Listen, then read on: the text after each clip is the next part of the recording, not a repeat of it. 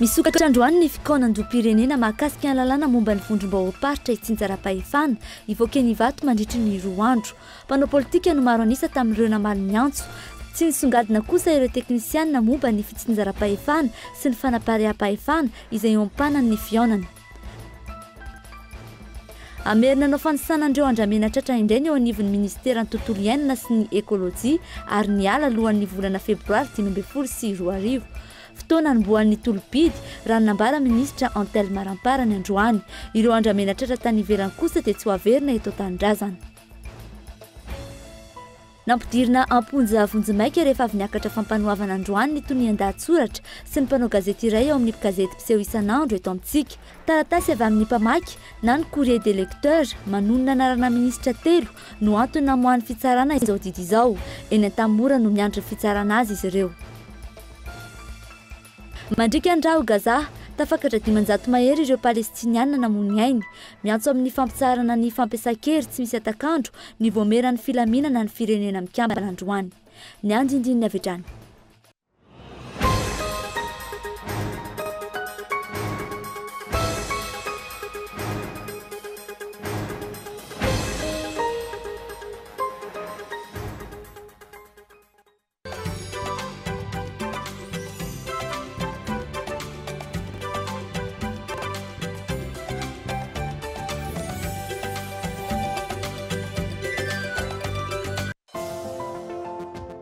Na antsaha, na an-tanàna, na an-dranomasina, na anabakabaka, miandrandra asa mifanentana amin'ny fivoaran'ny fiarakareny ny malagasy.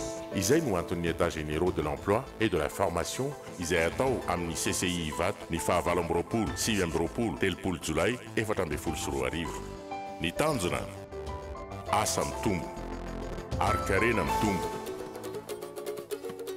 Eo ambany ny fiain'ny filoham-pirenena sy ny prime ministre lehiben'ny gouvernement tany états généraux de l'emploi et de la formation.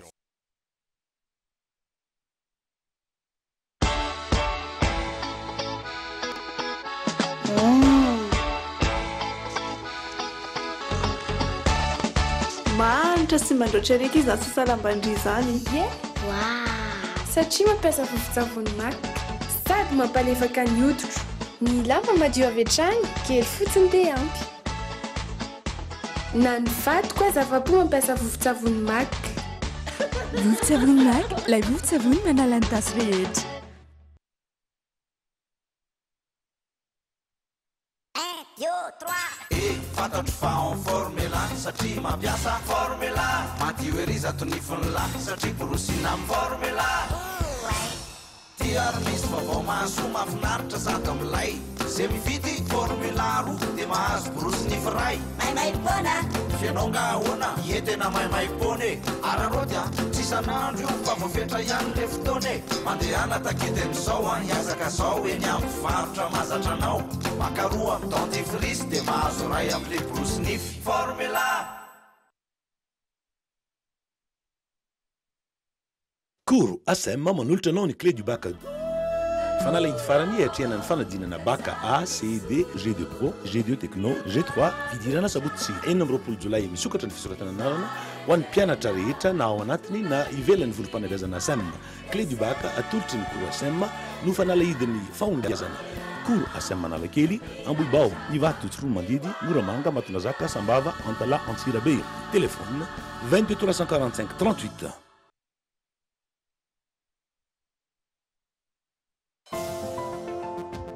Na antsaha, na an-tanàna, na an-dranomasina, na anabakabaka, miandrandra asa mifanentana amin'ny fivoaran'ny fiarakareny ny malagasy.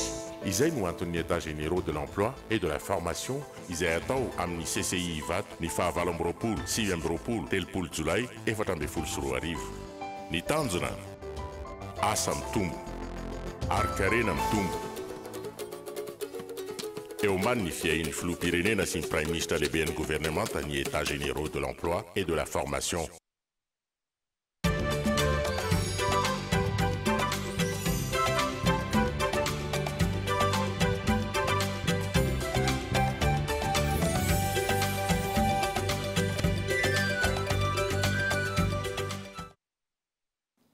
miarabantsika rehetra manaraka ny fahitalavitra kolo amin'izao takariva izao. Miaraba tompoko ary manasinao mpanajana hanaraka ny fampahalalam-baovao ito amin'ny fahitalavitra kolo hatramin'ny farany. Ny pejy ny asa fanaovan-gazety avy hatrany no anomboantsika izany. Nitomboka amponja ny mpanao gazety namana Jean-Luc Rahaga sy Didier Ramanuel nao amin'ny Madagascar Matin. Fanoratana anarana minisitra telo ao anatin'ny lahatsoratra izay nivoaka tamin'ny 12 Jolay. Farany teo no niantsona ny talian'ny famoahana sy ny mpanao gazety iray avy ao amin'ny Madagascar Matin atao famotorana anandroany. Taratasy avy any amin'ny mpamaky na courrier des lecteurs izany manonona anarana minisitra telo no natonga ny fampiatsoana azy ireo raha ny fanadihadiana natao hatramin'ny androany maraina. Ny andindinina miaraka amin'ny Gaëtan Andretsilavo. Rehefa noenoana nandritra ny adiny enina sasany ka niatrika fampanoavana nandritra ny adiny efatra niditra mponja eny an-tanymora ny talen'ny famoahana Jean-Luc Rahaga sy ny tonian-dahatsoratra Didier Ramanuel io hariva io.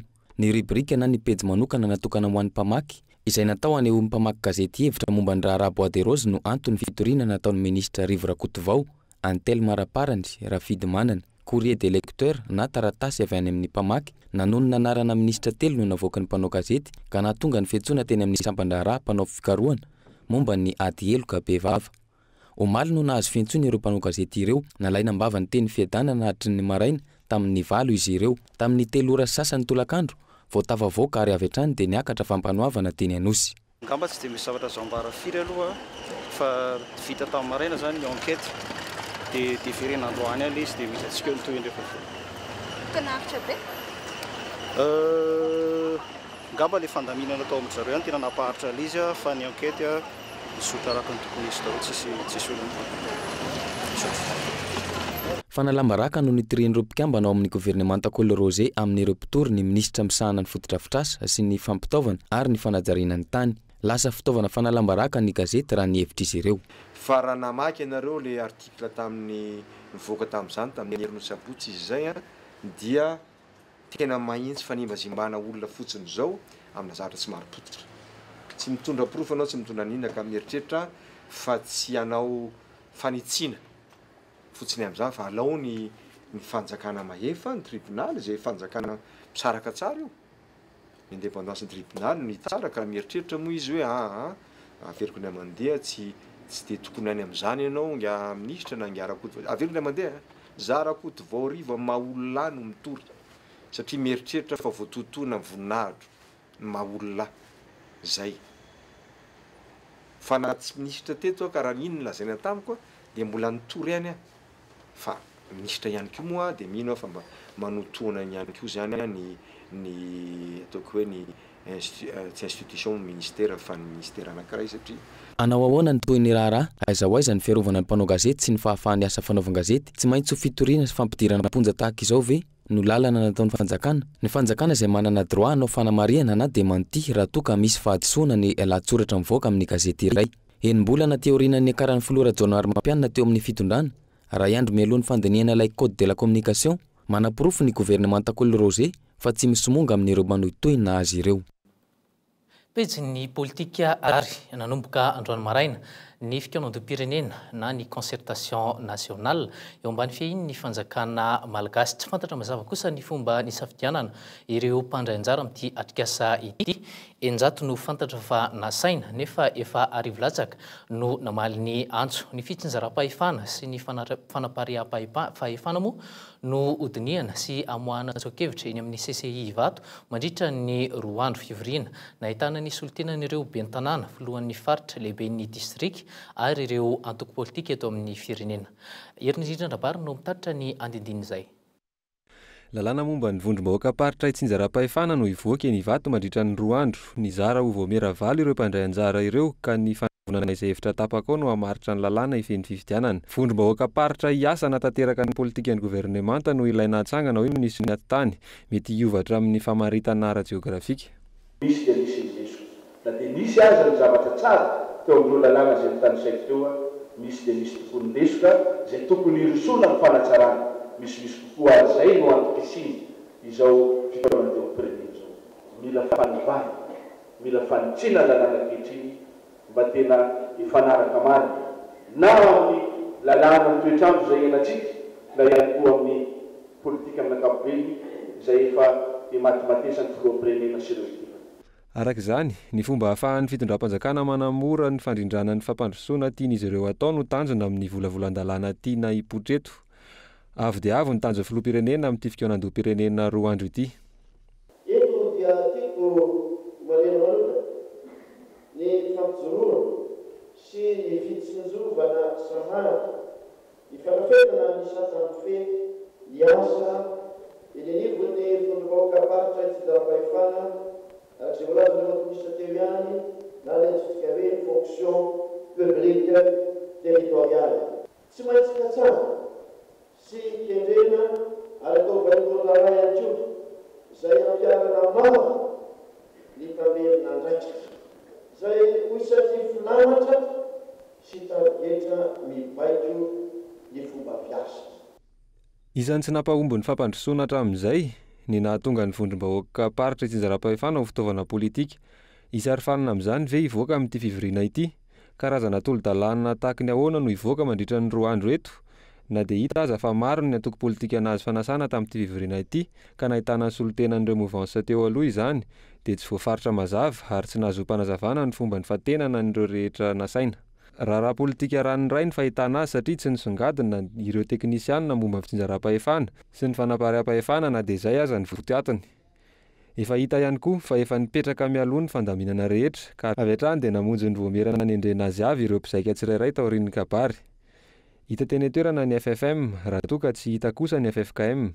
Ireo solotena vitsivitsy avy amin'ny sehatra iraisam-pirenena tahaka ireo solombam-bahoaka ny Madagasikara tonga teny Ivato kosa dia nanipika mazava fa tonga manotrona fotsiny noho ny fanasana azy ireo ary tsy afaka maneho hevitra mahakasika izany.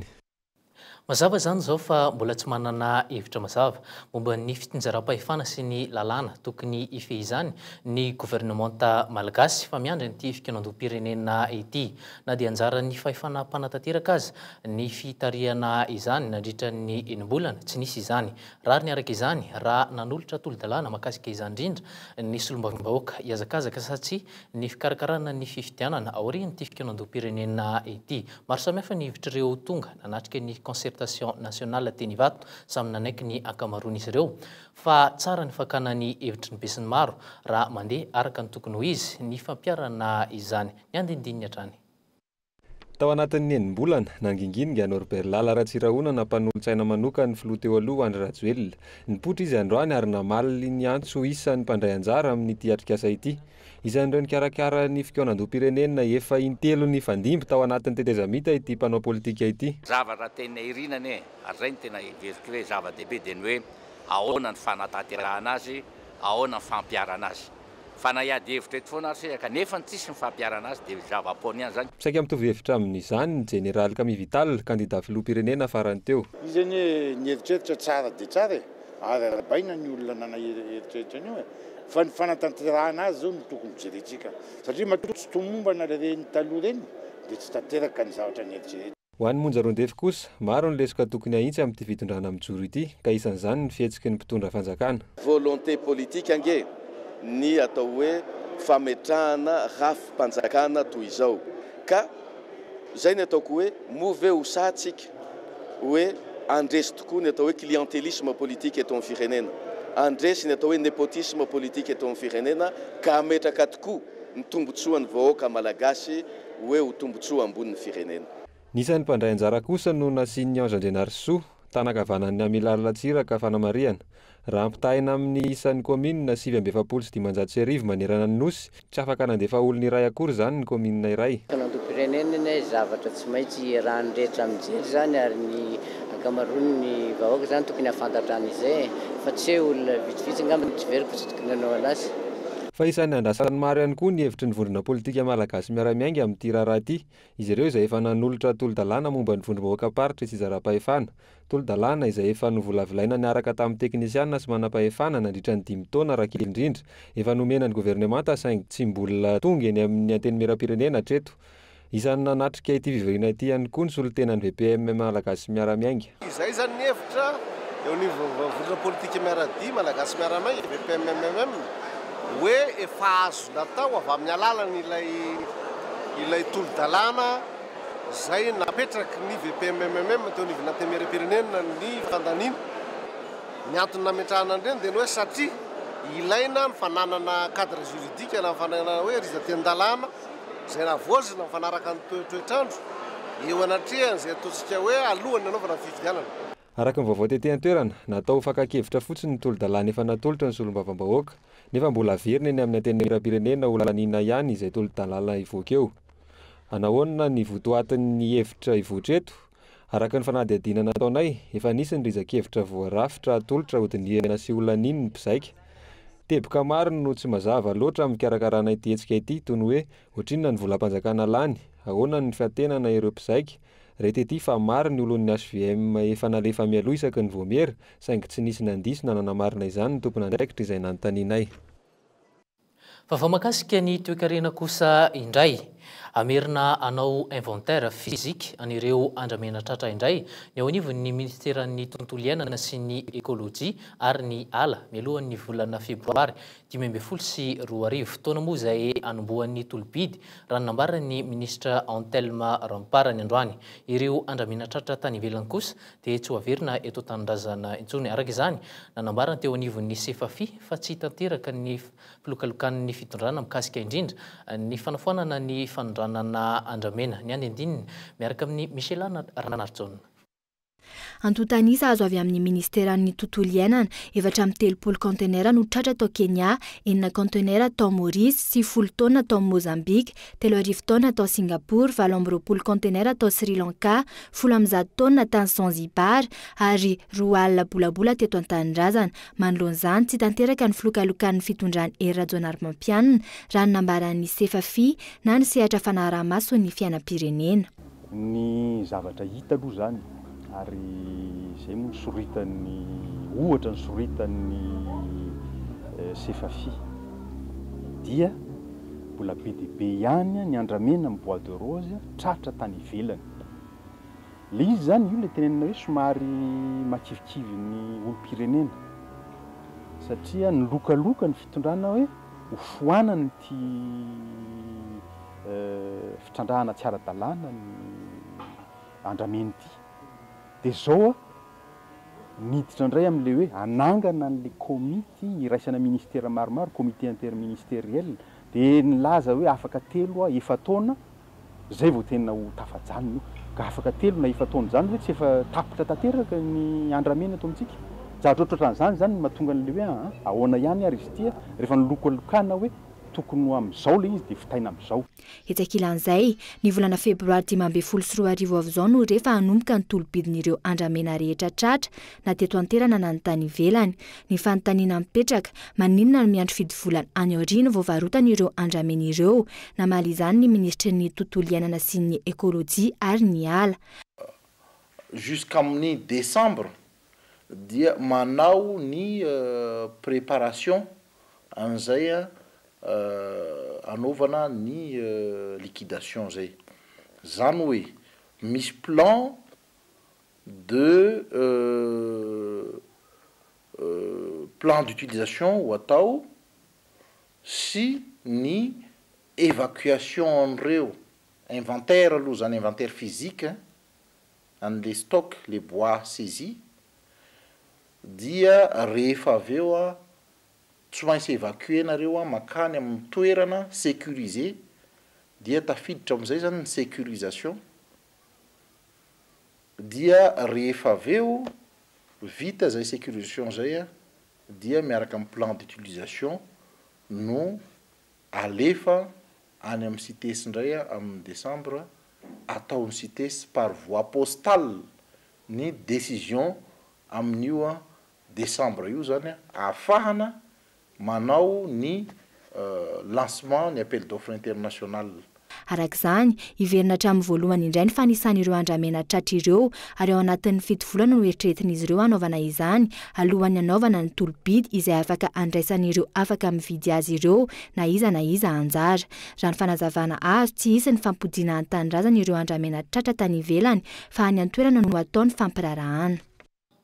toekarena izay hatrany anatratrarana ny vidiny tena izy na ny vérité de prix izay mbola misy elanelana 700 ariary hatramin'ny 500 ariary amin'izao fotoana izao nahitana fiakarany 550 ariary hatramin'ny 20 ariary ny vidin'ny solika eto Madagasikara. Etsakilan'izay nahitana fiakarany ihany koa ny vidin'ny gazy ho an'ny mpamongady iray eto an-drenivohitra. Isy fiantraikany goavana eo amin'ny fiainam-bahoaka izany raha ny fanazavana azo avy amina mpahay toekarena iray. Ireo mpitatitra izay mety ampiakatra ihany koa ny vidiny ny sarandalana mba hitazomana ny sarandalana nefa dia isin'ny kôta omenan'ireny kooperativa ireny raha nambaran'ny ministry ny fitaterana androany ny andindininy. Ny volana May lasa teo no efa rehefa tsy maintsy hiakatra ny vidin-tsolika. Androany tamin'ny 12 ratoandro nanomboka nampiatra izany ireo tobin-dasantsy eto an-drenivohitra. Raha toa ka 1,730 ariary ny litatry ny lasantsy teo aloha, lasa 3,730 ariary izany ankehitriny. 7,702 ariary kosa ny gazoil raha toa ka 1,702 ariary izany teo aloha. Ny petrola ihany koa dia nahitana fiakarany raha toa ka 5,702 ariary izany teo aloha, 702 ariary ny vidin'ny litatra amin'izao fotoana izao. Mazava fa izy fiantraikany eo amin'ny fiainam-bahoaka izany raha ny fanazavana azo avy amin'ny mpahay toekarena iray ka tokony hitadiavan'ny fanjakana vahaolana. Mila fandalinana, mila fandiniana akaiky ny fampiarana an'izany satria mety ampitokorotana fiarahamonina tanteraka ny fampiarana an'izany satria izy moa tsy mampiasa ny solika eto amintsika na mivantana na akolaka dia iza ny omena iza ny tsy omena fanampiana amindreo dia izay mahatonga ny hoe mba hatonga ho fanirena akolaka ny fanjakana zany andray ny andraikitra ataoko hoe andraikitra sosialy zay zaniny dia izay no mahatonga ny kompania solika tsy niandry ny fifampirarahana itoy hatramin'ny farany fa tonga dia nampiakatra ny azy io izy dia ndrarantsika vahoaka aloha zany mizaka azy mandra-pandray ny fanjakana zay andraikiny indray. Etsakilan'izay nahitana fiakarana ihany koa ny vidin'ny gaz Vitogaz manodidina ny 5,000 ariary hatramin'ny 7,000 ariary izany fiakarana izany. Raha toa ka niezaka nahafantatra ny mety ho anton'izay izahay dia hatreto mbola tsy nisy valona afa-po. Manoloana ny fiakaran'ny solika kosa naneho ny heviny ireo mpitatitra sasantsasany eto an-drenivohitra. Tokony hiakatra aloha. Matiantoka be. Tokony hiakatra angambany. Naneho ny heviny ny ministra ny fitaterana Andriatina Ulrich nilaza fa izy ny vahaolana hialana amin'izay fiakaran'ny sarandalana izay. Efa misy moa fampiresahana miaraka amin'ny présidence ny ministra ny finance dia misy fiovana zany amin'ny resaka filet de sécurité zany hoe raha ohatra ka ho tonga amin'izay subvention ny carburant zay mety tsy ho vola intsony zany no omeny fanjakana fa tonga dia efa misy quota zany omenan'ireny coopérative mitatitra mpianatra na mitatitra vahoaka reny mba hafana mitazona ny vidiny sarandalana zany amin'izao fotoana zany. Andrasana ihany anefa ny mety ho fiakaran'izany sarandalana izany na dia efa 900 ariary aza ny ambony indrindra amin'izany amin'izao fotoana izao. Raha ny fanazavana azo, mbola itoy io fampiakarana amin'ny vidin'ny solika mandra-pahatanteraka ny vérité de prix izay mbola misy elanelana 700 ariary hatramin'ny 500 ariary ankehitriny. Ny vaky kosa ny olan'ny délestage ao Toliara renivohitra ankehitriny. Na izany aza mbola kely dia kely ny elanelan'ny herinaratra vokarina any an-toerana sy ny filan'ny pony Toliara iray manontolo. Izany hoe raha misy ny fampiakarana ny fampiasana jiro dia hiverina indray ny délestage. Nidina tany an-toerana nijery akaiky ny vahaolana maharitra ilaina apetraka makasika izany indrindra ny ministra tompona andraikitra makasika izay Andriamatoa Fienena Richard. Rahantsika ny andindiny izay. Misy milina 520 ao an-dranomena Toliary, tokony hamokatra 220 megawatt zany. Ny 300 andro ihany anefa miasa ary mamoaka 7 megawatt. 4,10 megawatt anefa ny filan'ny Toliary, izany hoe tsy afaka mampitombo ny isam-panjifa ny jirama ao Toliary raha tsy zany dia heverina indray ny délestage. Ka hitantsika fa kely zay elanelana zay dia raha vao misy zavatra mikatso dia maizina indray Toliara tsy maintsy tapatapaka ny jiro. Dia nijerena hoe ahoana fomba mananana tombony satria tsy tokony ho adino ihany koa fa betsaka ireo mitady jiro eto Toliara any amin'ny 3 megawatt 4 megawatt ihany ny fangatahana amin'izao taona izao. Dia hitantsika fa raha omena zany ireo 3 na 4 megawatt ireo any Toliara dia tsy ampy dia tsy maintsy miverina mitapatapaka indray tsika.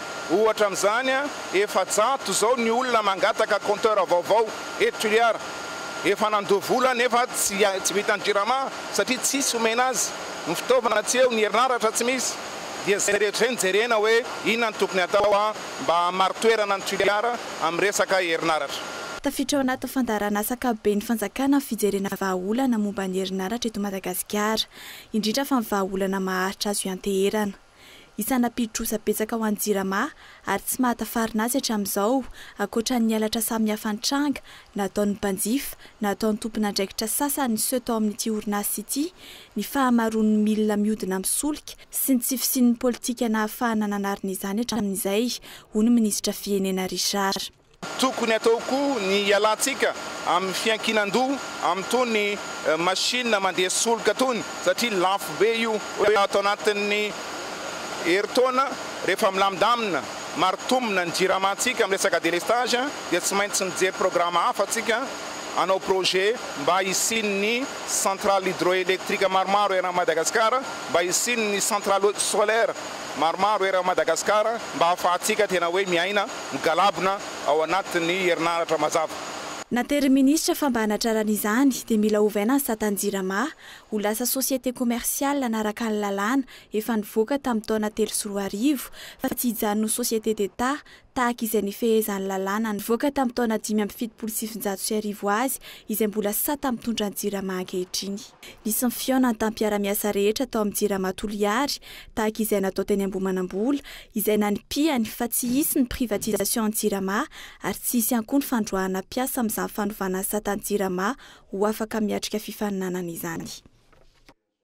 Fa makasika ny trangam-piarahamonina kosa indray, voasambotra ny polisy tamin'ny alina teny Alasora, ny olona roa naka ankeriny ilay teratany karana teny Ambatobe roa herinandro izay. Vola mitetina 3 miliara ariary no notakin'ireo mpaka ankeriny tamin'ny voalohany.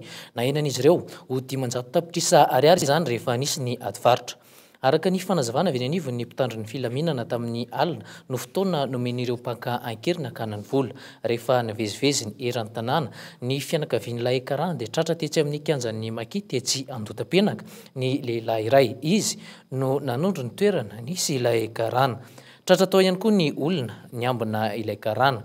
Efa tazonina eny anivon'ny mpitandro ny filaminana izy ireo amin'izao fotoana izao ary efa mandeha ny fanadihadiana. Polijanony eo amin'izay trangam-piarahamonina izay hatrany nidoboka 5 taona eny Antanimora ilay ramatoa nampiasa chèque sans provision nividianana fiarakodia tamin'ny orinasa mpivarotra fiara iray teto Andrenivohitra rehefa niakatra fitsarana androany ny raharaha. Vola mitetina 20 tapitrisa ariary no nosolokiny tamin'izany fivarotana fiara izany. Raha tsy ivona fiara lafo vidy 3 no novidiny tamin'izany ary ny 530 tapitrisa ihany no nalohany ary taratasim-bola no nomeny tamin'ireo vola ambiny. Tsy nisy petra-bola avokoa nefa ireo taratasim-bola ireo. Tsy ilay orinasa ihany no efa voasolokiny fa efa nisy olona hafa ihany koa mitotaly 220 sy 400 tapitrisa ariary ny vola efa voasolokiny ilay ramatoa tamin'ireo olona roa ireo. Izay no makasika ny trangam-piarahamonina ivadiantsika sahady eo amin'ny lafin'ny fitaterana.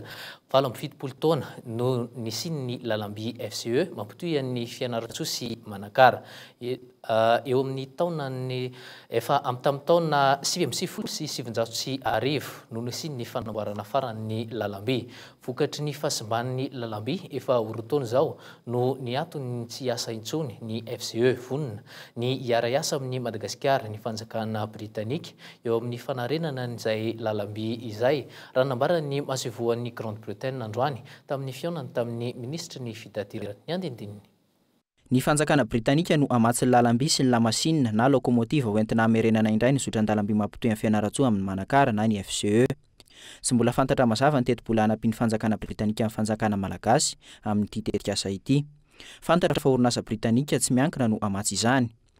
Raha tsy aivina, efa tamin'ny taona 1977 no nanomboka ny asa ny lalam-by FCE ary mirefy 310 kilometatra.